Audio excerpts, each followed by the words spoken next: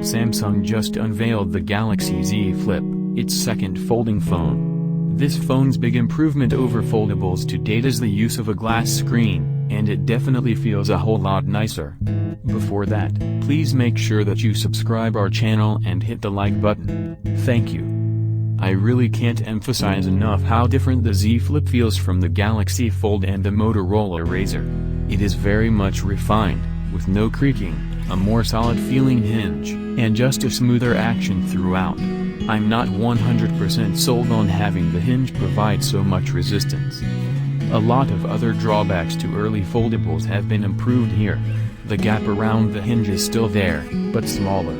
The inside bezels look smaller, too. And the crease where the screen folds is barely visible, though you can still feel it. It's way better than what you'll find on Motorola's Razr, which has a plastic screen.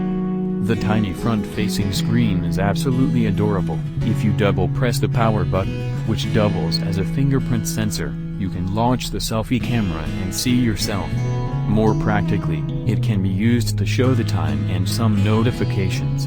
Samsung says when you tap on a notification on the tiny screen, it opens up in the app when you open the phone, but that wasn't working on the demo floor.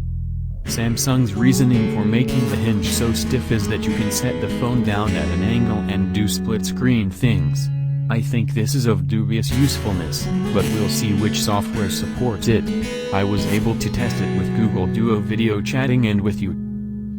The Z Flip has a 6.7-inch OLED display with a tall 21.9:9 aspect ratio, as well as a tiny 1.1-inch OLED cover display to show notifications when the phone is closed.